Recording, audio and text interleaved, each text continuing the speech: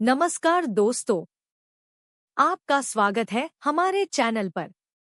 नवरात्रि का पावन पर्व पूरे भारतवर्ष में बड़े ही हर्ष और उत्साह के साथ मनाया जाता है। इन 9 दिनों में मां दुर्गा के अलग अलग स्वरूपों की पूजा अर्चना की जाती है। आज नवरात्रि का 5वां दिन है और इस दिन मां दुर्गा के स्कंदमाता स्वरूप की उपासना की जाती है। मां स्कंदमाता का स्वरूप अत्यंत ही मनोहारी और दिव्य है। वे 4 भुजाओं वाली देवी हैं। अपने 2 हाथों में वे कमल का पुष्प धारण करती हैं, एक हाथ से आशीर्वाद देती हैं और अपनी गोद में भगवान कार्तिकेय अर्थात स्कंद को विराजमान करती हैं। कमल के आसन पर बैठने के कारण उन्हें पद्मासना भी कहा जाता है। उनका रंग अत्यंत शांत और उज्ज्वल है, जो भक्तों को आध्यात्मिक शांति और स्नेह का अनुभव कराता है। मां स्कंदमाता का वाहन सिंह है, जो साहस और पराक्रम का प्रतीक है।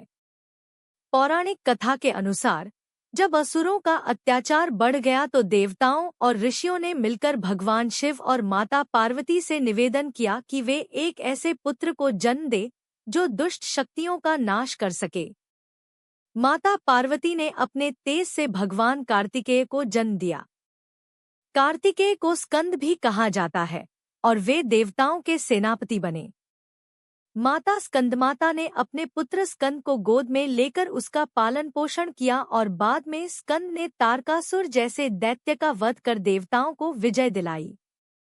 इसी कारण माता पार्वती को स्कंदमाता कहा गया। धार्मिक मान्यताओं के अनुसार जो भक्त मां स्कंदमाता की उपासना करता है, उसे अद्भुत शांति और सुख समृद्धि की प्राप्ति होती है।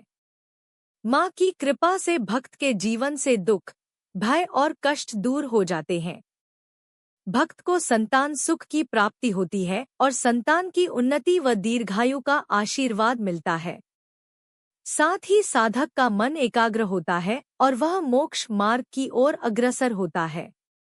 मां स्कंदमाता की विशेष कृपा से साधक की मानसिक, आध्यात्मिक और भौतिक प्रगति होती है। प्रातःकाल स्नान कर स्वच्छ और पीले वस्त्र धारण करें। पूजन स्थल को गंगाजल छिड़ककर पवित्र करें। मां स्कंदमाता की प्रतिमा या चित्र स्थापित करें। पीले और नारंगी रंग के फूल अर्पित करें।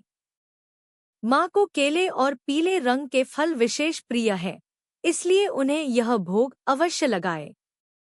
घी का दीपक जलाएं और धूप दीप से मां का पूजन करें।